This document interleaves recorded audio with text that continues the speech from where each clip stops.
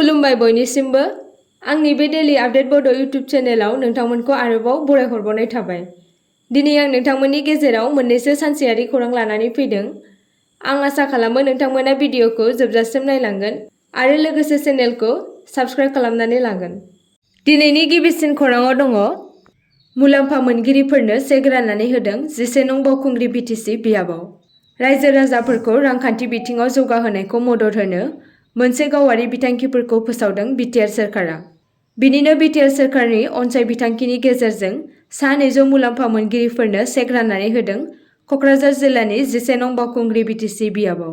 मैया 11 नं बावखुंग्रि बियाबनि सिङाव थानाय औवाबारि बिसिडिसिआव थामथि खेबनि थाखाय सा 200 गोरिब थाखोनि मुलाम्फा मोनगिरिफोरनो सासेयाव 5,000 रांनि चेक राननानै होदों। आरो बे चेक राननाय हाबाफारियाव TCLCCनि मासिगिरि सन्जय नार्जारिनि दैदेननायाव MLA लरेन्स इस्लारिया गाहाय आलासि महरै बाहागो लायो। बेजों लोगोसेनो बावखुंग्रिनि ब्लक UPPLनि दैदेनगिरि, बिसिडिसिनि मासिगिरि आरो सोद्रोमाफोराबो बाहागो लादों। नैथि खौराङाव दङ गावनि आंगो फिसायखौनो बुथारदों सासे आइजोआ। बे मुगैथाव हाबाखौ गावनि फंबायनि मददजों जाफुंसारहोयो अनागारि बिसिया। बे जाथाया जादों क'क्राझार जिल्लानि बदगाव बदियागुरि गामिनि थागिबि बलरुद्दिन परामानिकनि नखराव। थांनाय हरनि 1 रिंगासोआव बलरुद्दिन परामानिकनि बिसि मार्जिना बिबिया फंबाय मुस्ताफा आलीनि हेफाजाबजों गावनि फिसायखौनो खास्रि बिस्रियै बुथारो। जाथायनि सोमोन्दै खौरां मोननानै हरनि समावनो क'क्राझार पुलिस बिफाना दायनिगिरि मार्जिना बिबि आरो मुस्ताफा आलीखौ हमनो हायो। आरो जाथाय जाखांनायनि फुंनि समावनो क'क्राझार क्राइम ब्रान्चनि SP प्रिटिराज राजख'वानि दैदेननाय मोनसे हानजाया बे जाथायनि सायाव आबुङै सन्देहखौ नायबिजिरनो संदाननायखौ जागायो आरो पस्टमर्टम आनजादनि थाखाय बलरुद्दिन परामानिकनि गोथै देहाखौ लानानै थाङो। थामथि खौराङाव दङ जरहाट डिब्रुगड़नि राजा लामानि खामानिखौ गोख्रै खालामगोन। काजिरंगा करिडरनि एलाइनमेन्टखौ गनायथि होबाय। गिबि मन्थ्रि हिमन्त बिश्व शर्माया मैया मिरु लामा रोगाथाइ आरो राजा लामा मन्थ्रि नितिन गडकारीजों मोनसे सावरायनायनि उनाव आसामाव गुबुन गुबुन लामा बिथायारि सानज'थाइ मावथांखिफोरनि सायाव गोनांथार आपडेट फोसावदों। ससियेल मिडियायाव फोसावनाय मोनसे भिडिअ' मेसेजआव हिमन्त बिश्व शर्माया फोरमायदों दि जरहाट डिब्रुगड़ मोनब्रै लेन मावथांखिनि खामानिया फैगौ माखासे दानफोराव गोख्रैसिन जागोन।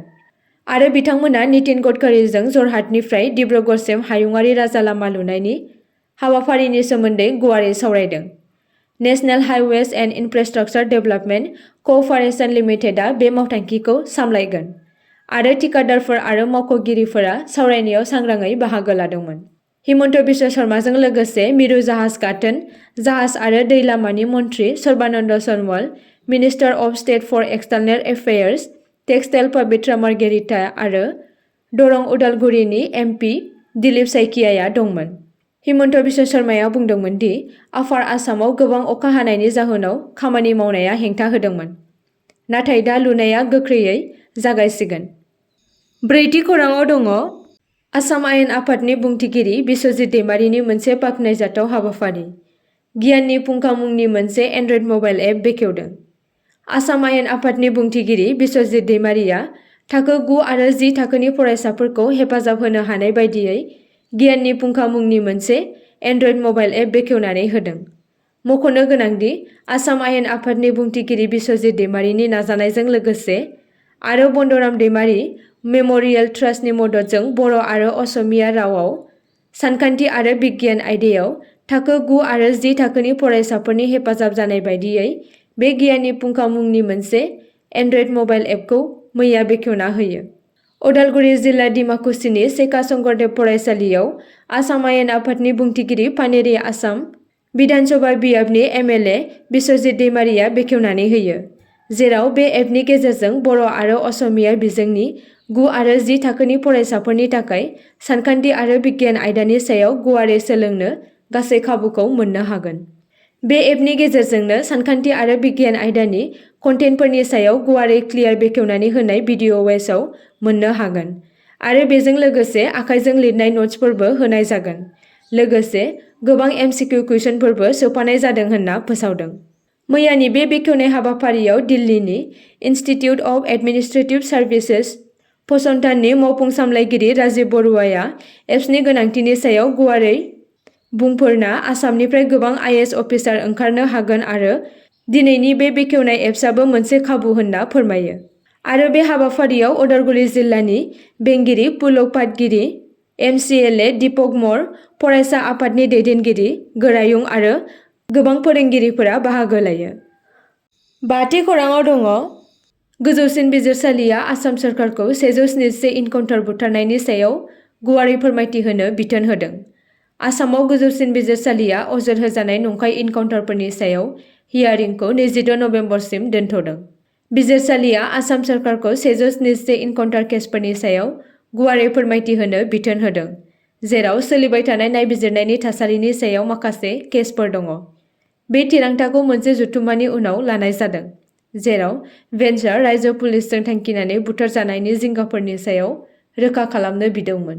आर'जलाइ होग्रा भार्डारनि जानानै उकिल प्रशान्त भूषणआ बे इनकाउन्टारफोराव लोब्बा थानाय पुलिस मावख'गिरिफोरनि बेरेखायै बुथारनायनि थाखाय FIR रेबथुमनायनि थाखाय जुक्ति होदोंमोन, जेराव गागि उप्रा एडभोकेट जेनेरेल नलिन क'हलीआ आसाम सोरखारनि जानानै नुजाथिदोंमोन।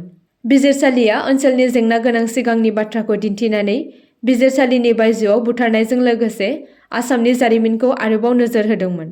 बिजिरगिरि उजाल बुआनआ बुंदोंमोन दि इनकाउन्टारनि केसफोरखौ रोखायै गैया होनना नेवसिगारनो हाया।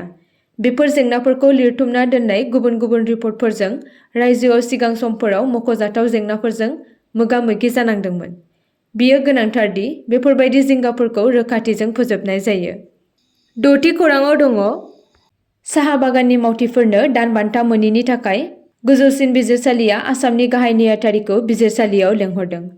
गोजौसिन बिजिरसालिया समबाराव साहा बागानफोराव खामानि मावग्रा मावसाफोरनो होनांगौ रांखौ होयिनि थाखाय आसामनि गाहाय नेहाथारिखौ लेंहरदों। बिजिरगिरि आबे एस. अखा आरो बिजिरगिरि आगस्टिन गल्डमेस्टिनि मोनसे बेन्चआ गाहाय नेहाथारिखौ हियारिंनि उननि अक्ट'आव बिजिरसालियाव नुजाथिनो बिथोन होदों।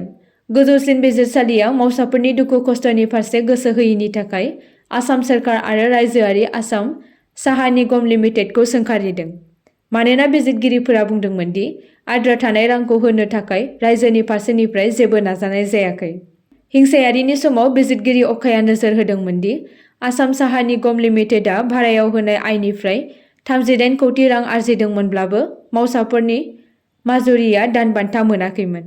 बिजिरसालिया सोंदोंमोन दि आद्रा थानाय 4 कौटि रांनि जायखिजाया बाहागोखौ मावसाफोरनि होनांगौ रांखौ होनो थाखाय राननाय जागोन नामा।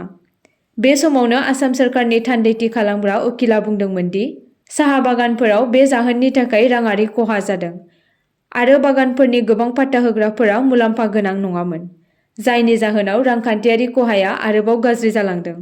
बिनि फिननायाव गोजौसिन बिजिरसालिया बुंदोंमोन दि जुदि रायजोआ साहा बागानफोरखौ सामलायनो हाया, अब्ला मावसाफोरनि होनांगौ रांखौ गनायथि होनो थाखाय गासैबो सम्पथिफोरखौनो फाननांगौ।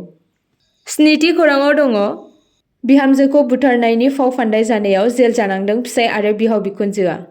फोरमायनाय बायदिब्ला बिहारनि आरा जिल्लानि बहुआ आरा सकरायाव 4 बोसोर सिगां जोथोबनि केसआव सासे आइजोखौ गावनि फिसायानो बुथारदों होननानै फोसावदोंमोन आरो जोथोबनि केसआव फिसाय आरो बिहाव बिखुनजोआ गोबाव सम जेल जानांदोंमोन आरो बावैसो सिगां जेलनिफ्राय रेहाय मोनदोंमोन फिसाय आरो बिहाव बिखुनजोआ। नाथाय आइजोनि फिसाय आरो बिहाव बिखुनजोआ मोनसे दुखुनांथाव जाथायजों मोगा-मोगि जानांदों।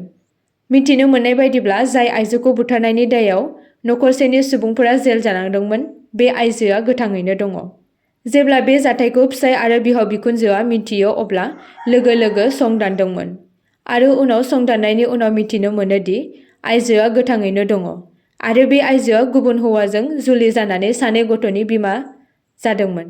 जाथायनि सोमोन्दै मिथिनो मोननाय बायदिब्ला आइजोआ गावनि फिसायनि नखरखौ गारनानै गावनि आंगो बिमा-बिफानि न'आव थांदोंमोन आरो आइजोनि आंगो बिफाया बिजामादैखौ गावनि फिसाजोखौ बुथारबाय होनना केस होदोंमोन आरो गुबुन आइजोनि गोथै देहाखौ पुलिसनो दिन्थिदोंमोन, जायनि जाहोनाव फिसाय आरो बिहाव बिखुनजोआ जेल जानो गोनां जादोंमोन। माखासे साननि उनाव आइजोनि आंगो बिफायानो गावनि फिसाजोखौ जिनाहारि खालामनो नाजादोंमोन, जायनि जाहोनाव आइजोआ गावनि जिउखौ फोजोबनो नाजादोंमोन।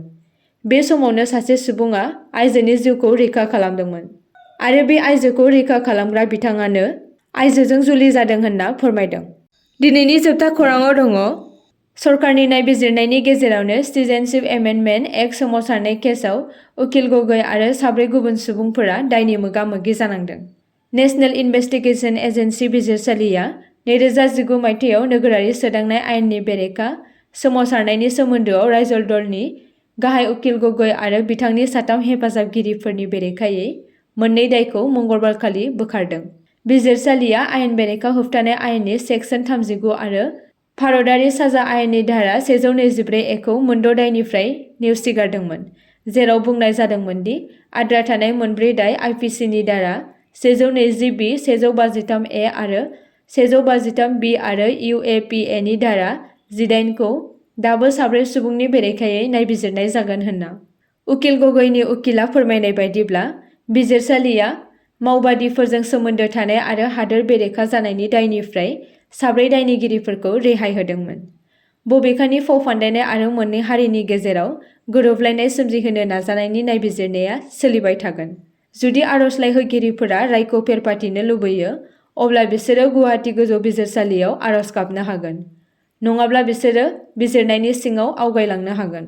उकिल गगैखौ गिबि खेब दिसेम्बर 2019 मायथाइयाव CAA नि बेरेखायै सोमावसारनायाव बिथांनि बिफावनि थाखाय खानाय जादोंमोन। उनाव बे केसखौ NIA नो गथायनाय जादोंमोन आरो आसामनि मोनसे बिजिरसालिया बिथांखौ 10 साननि थाखाय NIA नि आवथायाव दोनदोंमोन। आसा खालामो नोंथांमोना भिडिअखौ नायनानै मोजां मोनगोन आरो चेनेलखौ लाइक आरो साबस्क्राइब खालामनानै लागोन।